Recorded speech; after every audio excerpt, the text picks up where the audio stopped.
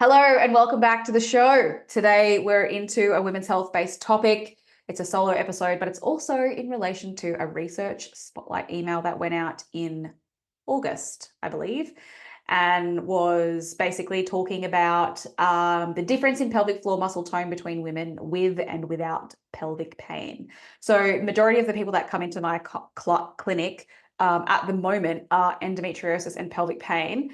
And a lot of them also have pelvic floor problems and dysfunctional muscle tissue around the area, obviously.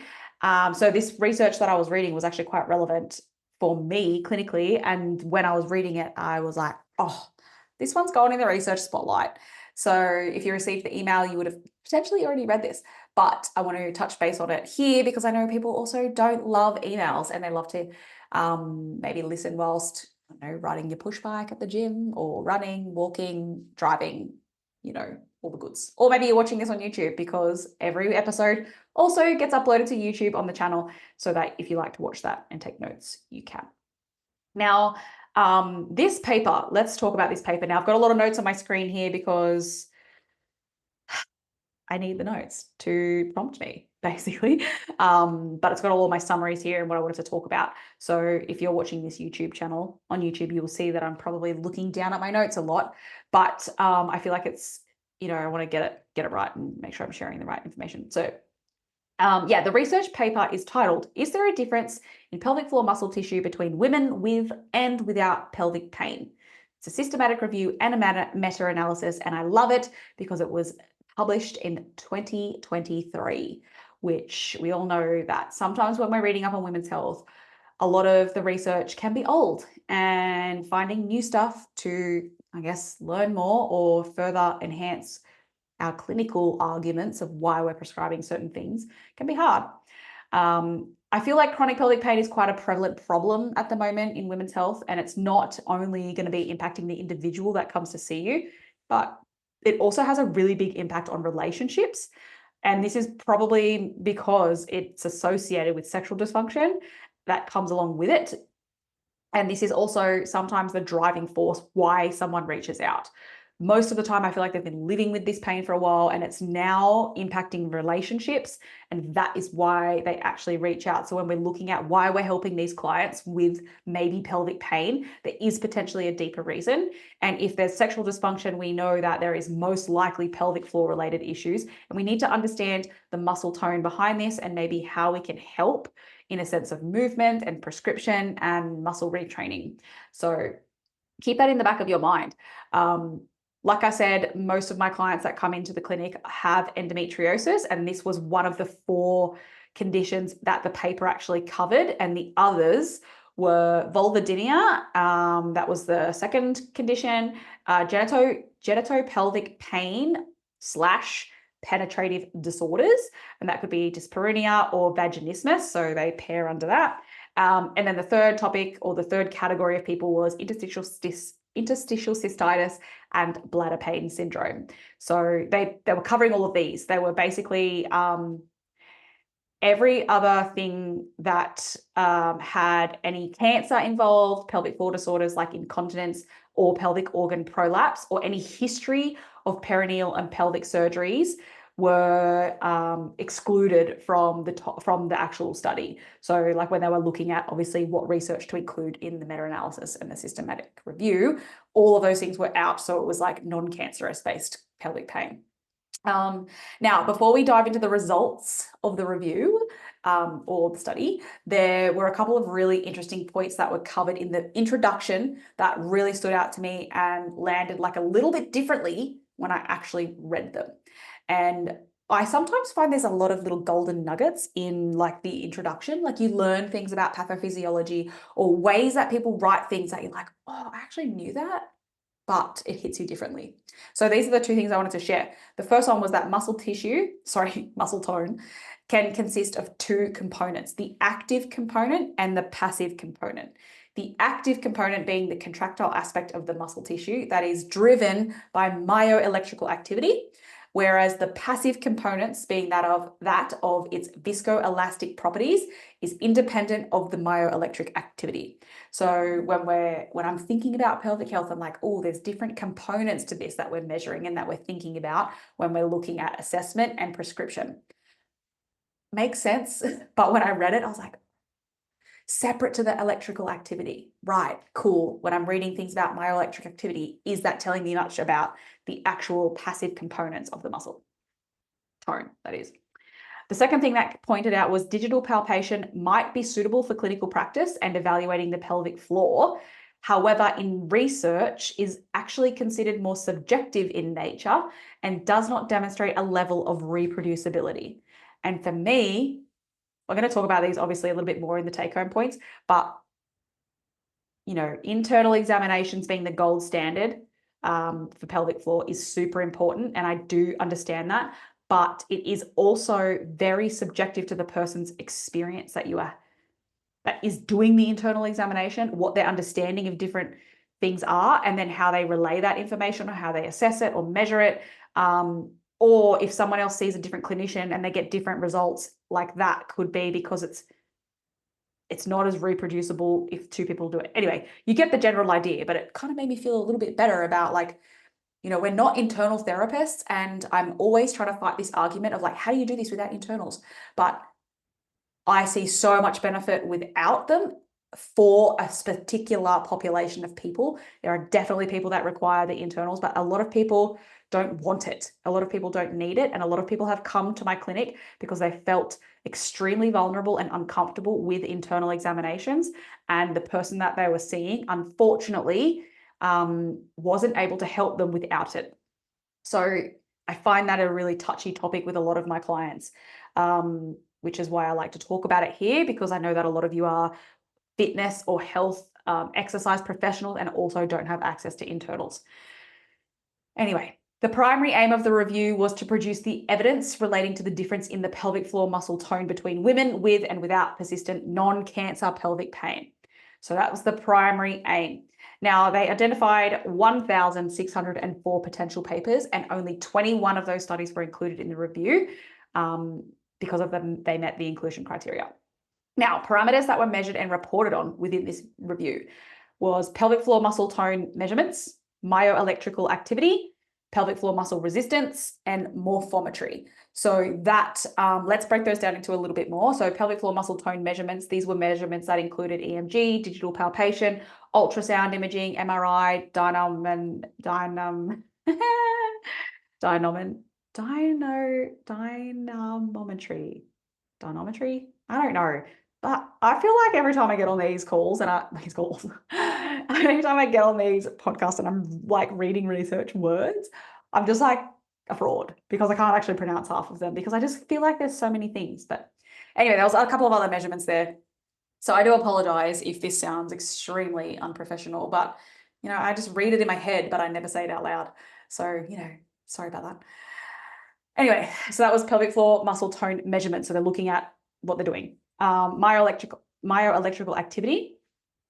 This actually came about that women with, I'm going to talk to you about what the results here.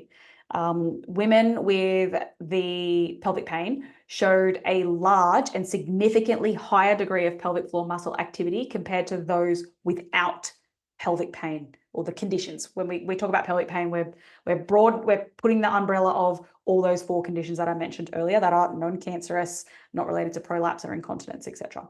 So yeah, higher levels of pelvic floor muscle activity in those with pain. Pelvic floor muscle resistance. So this was measured with digital palpation or with speculum, and there was pressure applied slowly to the pelvic floor muscle to assess the resistance of the tissue.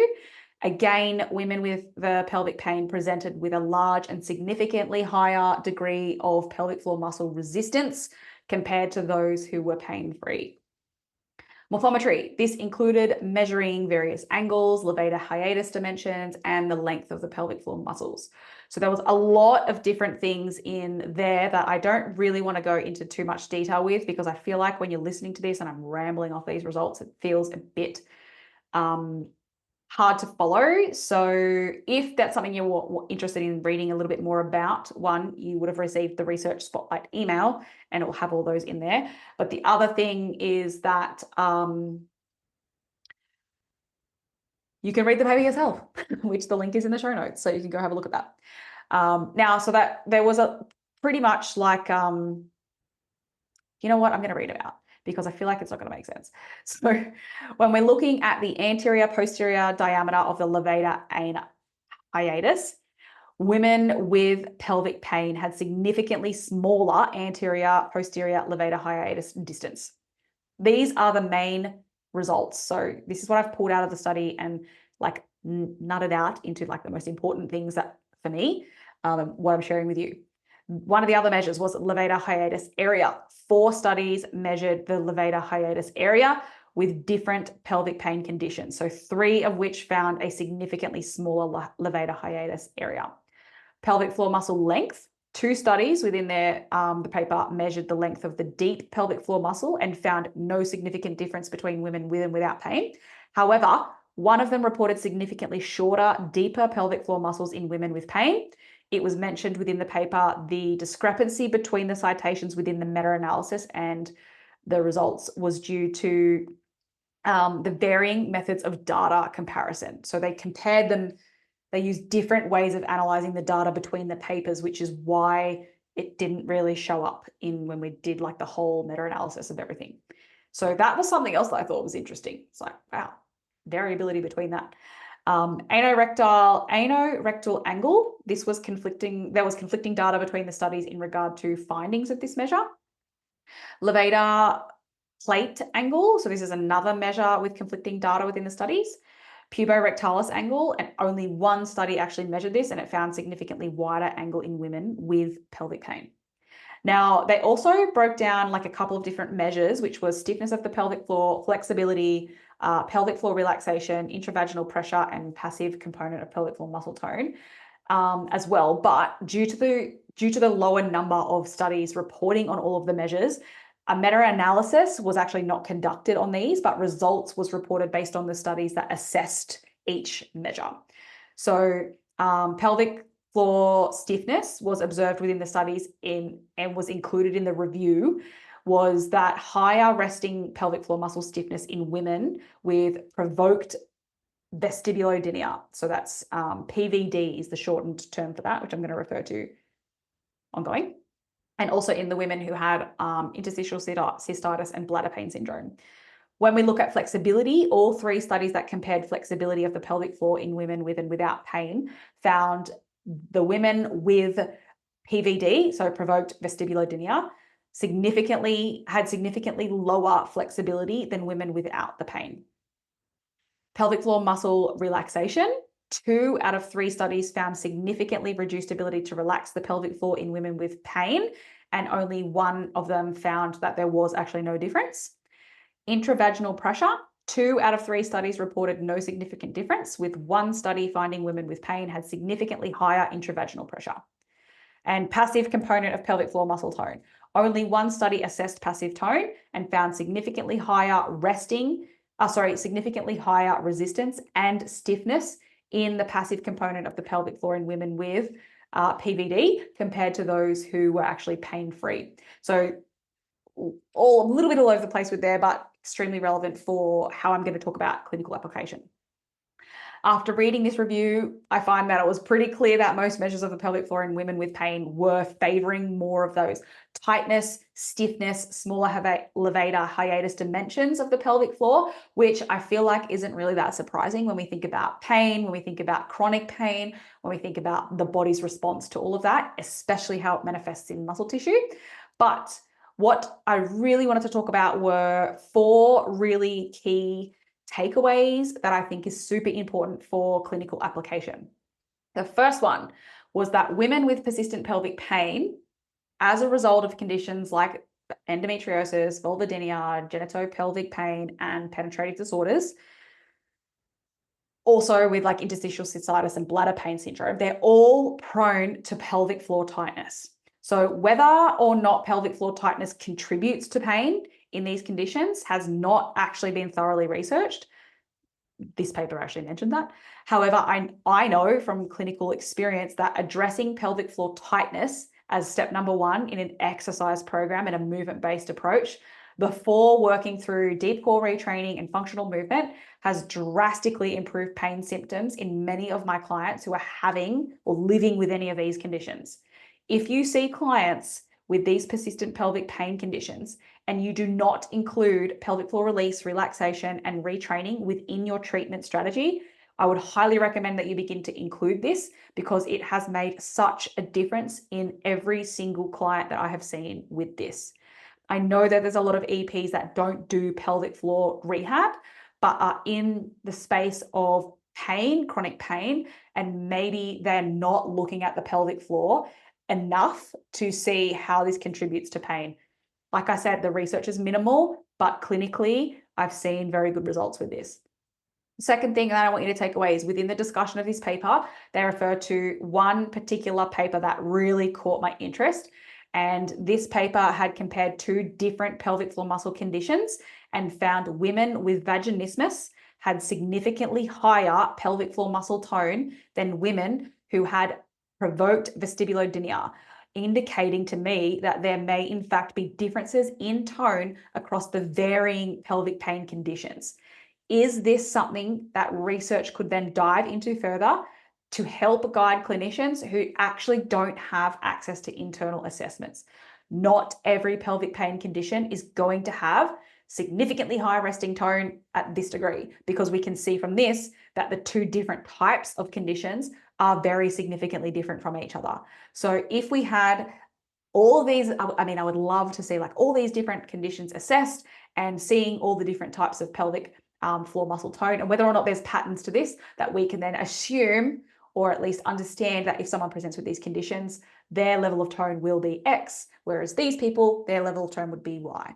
Now, like I said, if you have access to internals, location-wise, maybe you live somewhere where they can do that, you have a good referral network, your clients actually want to do this and are happy to, go for gold, send them out, you'll get a little bit more information. But if you don't, this information becomes extremely relevant. The third thing I want to point out is that there are many parameters that influence the pelvic floor muscle tone. And with a proper assessment and understanding of how these parameters are impacted by certain pelvic pain conditions, we can then tailor a more effective intervention to help these clients that we see with these problems. So this actually might look like better relaxation of the pelvic floor if the myoelectrical activity and resistance is high, versus more focus on decreasing the stiffness in those with the more smaller hiatal dimensions, more stiffness and the lack of flexibility. So we could be utilizing dynamic stretching in these people with less focus on muscular relaxation when the different strategies in movement. So when I really sat down and thought about this point, it took me back to a few of my clients with pelvic pain conditions that I'd seen before. Pelvic floor symptom presentation varied between them and their ability to actually feel what was happening in the pelvic floor. Some reported being able to successfully relax their pelvic floor whilst others actually didn't. And I now wonder which parameter of the pelvic floor muscle tone was more impacted by their specific pelvic pain condition. Was it maybe the more active component or was it that passive component? So that really got me critically thinking a little bit differently that I hadn't really, I've been thinking about in a degree, but not to this extent. And then understanding their feedback and what that might have meant in a sense of understanding it from the external point of view. The fourth thing was that the paper suggested, and this goes back to one of my points initially from the introduction, that internal palpation as a form of assessment is more subjective in nature rather than objective, which made me feel over the moon, like I said. Not because I don't think it's great, but because clinically I feel like any report writing to a GP or a specialist requires these objective measures. Many of my mentees ask this: how do we write objective measures? And this can feel impossible to do when we're assessing clients in pelvic health. So if you're getting a care plan and they're asking for measures, what can we give them when we're trying to tell them they've got pelvic floor problems and we can't do internals? So even though an internal assessment may provide more insight into different parameters, it will always really heavily rely on the experience and the skill set of the examiner and will be based on their subjective assessment. The review itself does actually mention the importance of establishing like normative value for this and thresholds of increased pelvic floor muscle tone that is considered problematic in order to guide clinicians with their assessments and determinations, which I actually thought was such a fantastic idea. Like, is there actually more standardized measures that we can say, like on digital palpation, like how can we assume that this is a problem for people, but that is not a problem for people? That is something that I feel like I don't know enough about that space to really comment on that. So if you're, I'd love to know. I'd love to have some like research about this or papers or experience about this if you are someone who knows more about that. However, obviously I don't need to know about internal examinations and what those measures actually mean, like if I was doing them, because I'm not doing them. So yeah, please share if you do. But anyway, that was pretty much like the take home of this paper.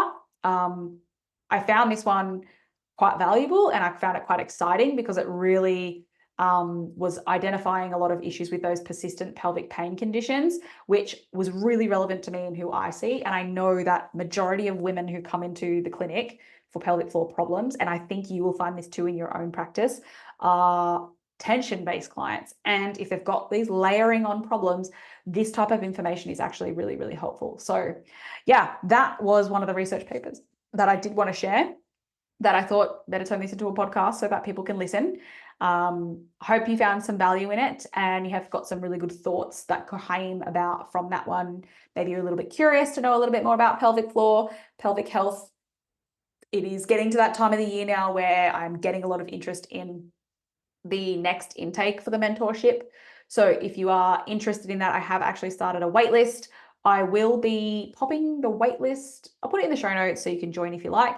Don't forget that if you want to be a part of the mentorship in 2025, I only have a certain, like I have a very limited space next year. Like I normally take 10. However, next year I have a lot in the works and I'm not quite sure whether I will take a full 10 round or whether it will be less. So anyone who's on the wait list gets first priority and first access to applications. So if you are really interested in that, I would highly advise that you jump on that, because if those spots do fill before, like with just the wait list, I won't be opening up applications to the rest of the community that are here on the podcast, in Instagram, or through my email list that sort of aren't on the wait list. So yeah, join that. But otherwise, stay tuned for more women's health education between now and the end of the year. Obviously then on into 2025, I've got lots of things that are exciting and coming up in the future. But otherwise, like always, if you like this, if you find value, please share it with your community, your colleagues, your friends, your family, whoever you think would find it valuable.